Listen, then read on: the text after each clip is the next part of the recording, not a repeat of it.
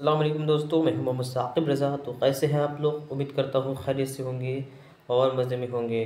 تو آئیے آج ہم کلاس 12 کا جو اور کلاس 12 کا جو اردو بک ہے اس میں کل کتنے چیپٹر ہیں، ٹھیک ہے، کون سا حصہ نثر میں آتا ہے، کون سا حصہ نظم میں آتا ہے، اور کلاس 12 میں آپ لوگوں کو کتنا گرامر کا سلیبس کو کور کرنا ہے اس کے بارے میں جانیں گے، ٹھیک ہے۔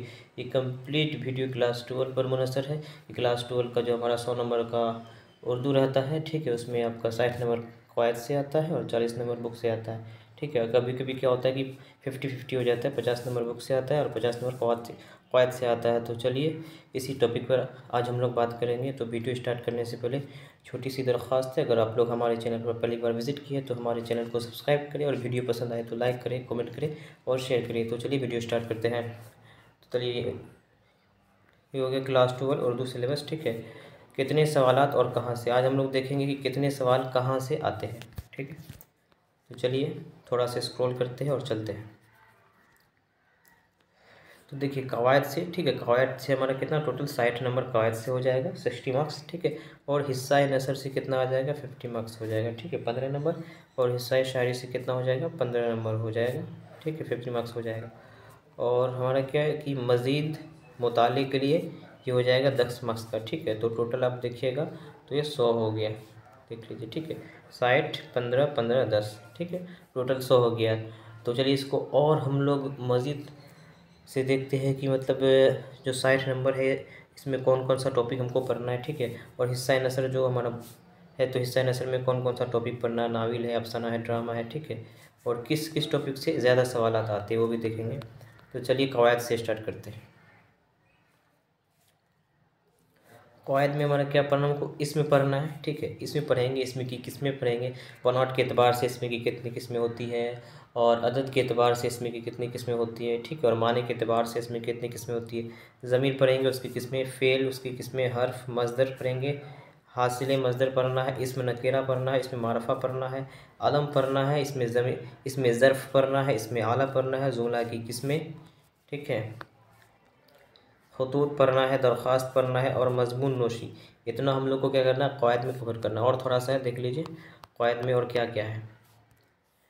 تذکیر و تانیث مطلب مذکر اور مؤنث پڑھنا ہے، لفظوں کے معنی، ٹھیک ہے، اس لفظ کو دیکھنے ہیں، الفاظ اور اس کے معنی دیکھنے ہیں۔ زمانہ کی قسمیں، محاورے، ضد مطلب ہوتا ہے اپوزٹ ورڈ، ٹھیک ہے، جمع، واحد جمع، جملہ، مترادف مطلب پریاواچی شبد، سابقہ لاحقہ، ٹھیک ہے، جس کو ہندی میں بولتے ہیں اپسرگ پرتے، انگلش میں بولتے ہیں سفکس پریفکس، ہم صورت، الفاظ، اسم اور اس کی قسمیں، مرثیہ اور مثنی وغیرہ وغیرہ۔ اور کچھ ٹاپک ہے جو ہم لوگ کو قواعد میں پڑھنا ہے۔ اتنا ٹوٹل ٹاپک ہے جس ٹوٹل کتنا ہے، 60 مارکس کا ہے، ٹھیک ہے، 60۔ تو چلیے آتے ہیں اب حصہ، اگلا ہم کیا کریں گے، حصہ نثر، ٹھیک ہے۔ ہمارا جو اردو کتاب ہے وہ نارملی 2 حصوں میں بٹا رہتا ہے، حصہ نثر، حصہ نظم، ٹھیک ہے، لیکن کلاس 12 کا جو اردو اس میں حصہ نثر بھی ہے، حصہ نظم بھی ہے، اور کچھ مکس ہے حصہ نثر حصہ نظم دونوں ملا کے مزید مطالعے کے لیے، ٹھیک ہے۔ تو حصہ نثر سے کتنا مارکس پوچھا جاتا ہے، 15 مارکس کا۔ تو چلیے دیکھتے ہیں۔ تو حصہ نثر میں ہم لوگ پہلا آتے ہیں کیا، مضامین، ٹھیک ہے، مضمون کی جمع کیا ہوتی ہے، مضامین ہوتی۔ مٹی کا تیل پڑھنا ہے، اس کے لکھنے والے کون ہے، مصنف کون ہے، خواجہ حسن نظامی، ٹھیک ہے۔ مٹی کا جو تیل ہے اس کے مصنف ہے خواجہ حسن نظامی۔ آگے پڑھنا ہے بعض پرانے لفظوں کی نئی تحقیق، ٹھیک ہے، یہ سب کیا ہے، مضمون ہے، ٹھیک ہے، اس کے لکھنے والے کون ہے، سید سلیمان ندوی۔ اور آگے ایک ہے کیا ہے کہ انشائیہ کیا ہے، یہ کیا ہے، ایک مضمون ہے جس کو لکھنے والے کون ہے، مصنف کون ہے، وزیر آغا۔ چلیے آگے دیکھیے، ہم لوگ پڑھیں گے افسانہ کے بارے میں، ٹھیک ہے۔ حصہ نثر کا جو دوسرا ٹاپک وہ ہمارا افسانہ ہے۔ افسانہ میں کیا پڑھیں گے، توبہ ٹیک سنگھ، ٹھیک ہے، یہ ایک افسانہ ہے، اس کے لکھنے والے کون ہے، مصنف کون ہے، سعادت حسن مونٹو، ٹھیک ہے۔ اگلا ہے پرومک ایک افسانہ ہے جس کے لکھنے والے جیلانی بانو۔ اگلا ہمارا بھولے بسرے گیت، ٹھیک ہے، تو بھولے بسرے گیت کے مصنف کون ہے، لکھنے والے کون ہے، شفیع جاوید۔ اور ایک ہے اس میں ابراہیم سکا، ٹھیک ہے، اس کے لکھنے والے کون ہیں، سلام بن رزاق۔ چلیے اب ہم لوگ دیکھتے چھوٹا ٹاپک ہے کچھ کہ خاکہ سے کیا ہے، ٹھیک، خاکہ، داستان، انشائیہ، خطوط۔ تو خاکہ سے ہمارا نذیر احمد کی کہانی جس کے لکھنے والے ہیں مرزا فتح اللہ بیگ۔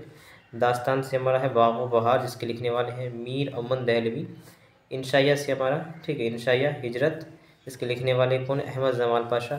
خطوط میں دیکھیں گے تو خطوط میں کیا شامل ہے؟ غوار خاطر سے 3 خطوط، جس کے لکھنے والے ہیں ابوالکلام آزاد۔ چلیے اب ہم لوگ آتے ہیں حصہ شاعری میں، ٹھیک ہے۔ اب میں تھوڑا سا آپ لوگ کو بتا دوں کہ حصہ نثر اور حصہ شاعری کیا ہوتا ہے، ٹھیک ہے۔ تو دیکھیے میں حصہ نثر کی طرف آپ لوگ کو لے کے چلتا ہوں تھوڑا سا۔ یہ ہمارا حصہ نثر ہے۔ حصہ نثر میں کیا ہوتا ہے؟ کسی بھی چیز کو کہانی کے طور پر یا عام بول چال کی زبان میں جو ہم لوگ بیان کرتے ہیں یا کسی کے سامنے اس کو رکھتے ہیں، ظاہر کرتے ہیں، اس کو حصہ نثر بولتے ہیں، ٹھیک ہے۔ اور حصہ اگر شاعری کی بات کریں یا ٹھیک ہے اس کو کہیں کہیں نظم میں لکھا جاتا ہے، تو حصہ شاعری کی اگر بات کریں تو حصہ شاعری کیا ہوتا ہے؟ حصہ شاعری وہ ہوتا ہے جس میں کسی بھی چیز کو ہم لوگ گا کر بیان کرتے ہیں، ٹھیک ہے۔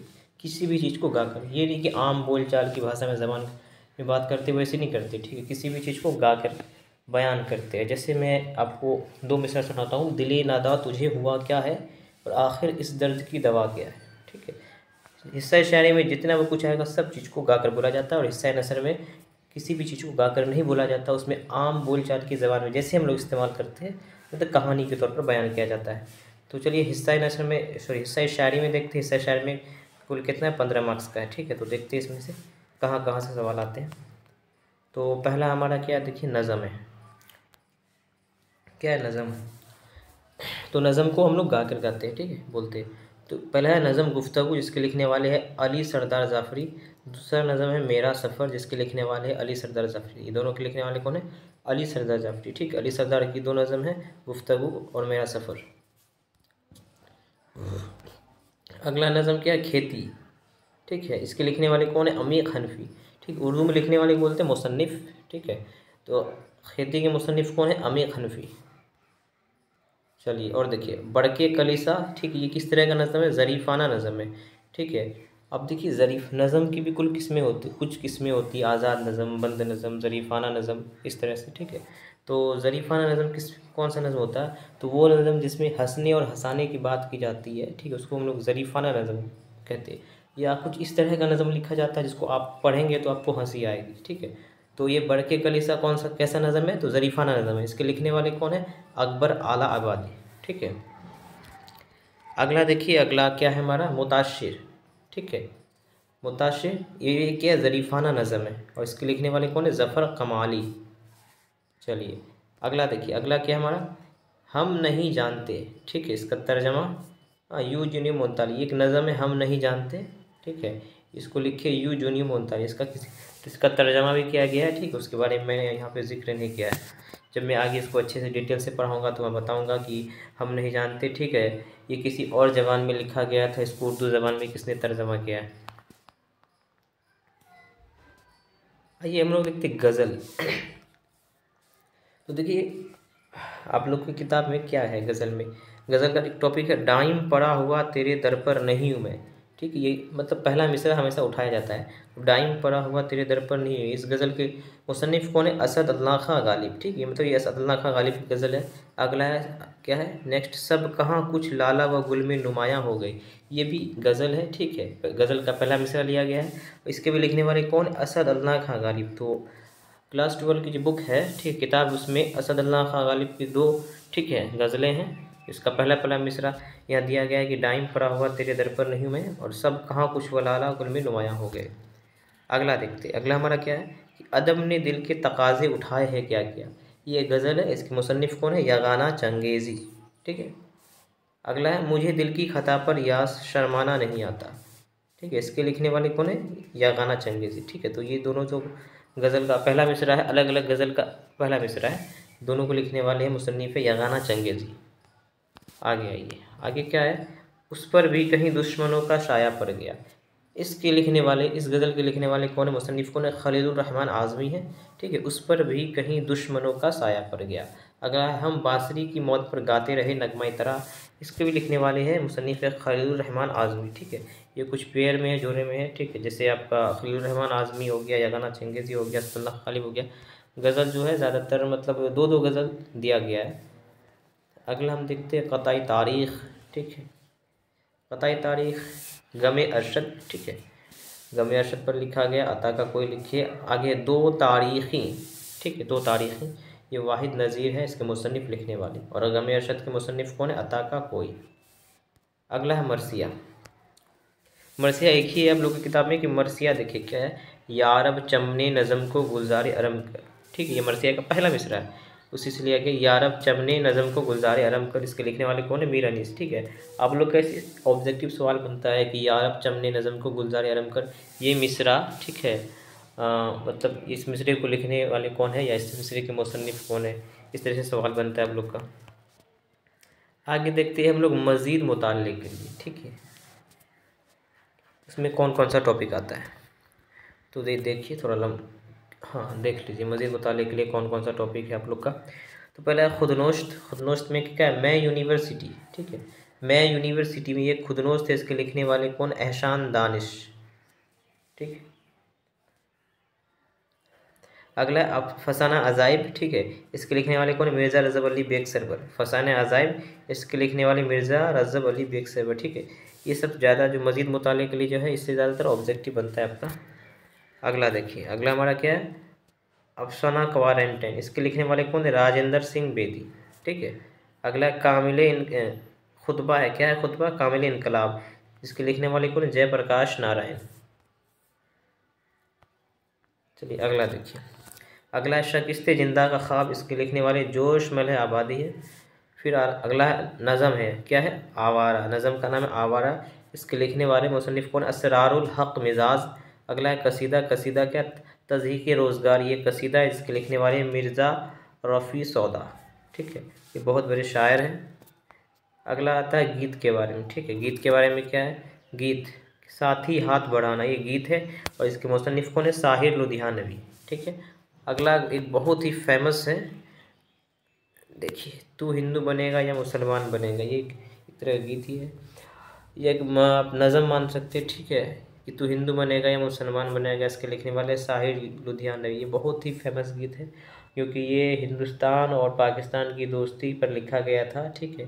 जैसे इसके चंद मिसरे ये है, पूछ तू हिंदू बनेगा ना मुसलमान बनेगा, इंसान की औलाद है इंसान बनेगा, अच्छा है अब तक तेरा कुछ नाम नहीं है, तुझ पर किसी मज़हब का कोई इल्ज़ाम नहीं है, तू बदले हुए वक्त की पहचान बनेगा, इंसान है इंसान की औलाद बनेगा, तो मतलब ये हिंदुस्तान पाकिस्तान की दोस्ती पर लिखा गया, ठीक है। तो आगे देखिए, आगे बस मज़ीद मुताले में कुछ गज़ल दिया गया है, उसको देख लेते हैं। अगर बाहर आपस के घर सो मोहन एक कदम निकले, इसके लिखने वाले वली दखनी, ठीक है। कूचा यार ऐन कासी है, इसके भी लिखने वाले कौन है, वली दखनी है। काश यूँ तेरा ना आए आइंदा दिल होता, इसके लिखने वाले कौन है, राशिक अजीम आबादी है। हुए हैं पीर हम अब दीदनी रोना हमारा है, राशिक अजीम आबादी, ठीक है। ये तो शायद आप लोगों की किताब में नहीं दिया हुआ है, लेकिन इससे कुछ सवाल बनता है, ठीक है, तो इसलिए मैं ये टॉपिक डाल दिया हूँ आप लोग को सिलेबस में, ठीक है। ये टोटल पूरा टॉपिक हो गया क्लास 12 का। क्लास 12 में टोटल 100 मार्क्स का उर्दू है, उसमें कितना आपको कहाँ से पढ़ना है, कौन कौन सा टॉपिक पढ़ना है, ठीक है। तो आज का हमारा वीडियो यहीं तक रहेगा, ठीक है। तो हम लोग मिलते हैं अगले वीडियो में, और आखिरी बार मैं छोटी सी गुजारिश करूँगा आप लोग से, आप लोग अगर हमारे चैनल पर पहली बार विजिट किए तो हमारा चैनल सब्सक्राइब करें, और वीडियो पसंद आए तो लाइक करें, कमेंट करें, शेयर करें, और अपने दोस्तों तक ज़रूर शेयर करें।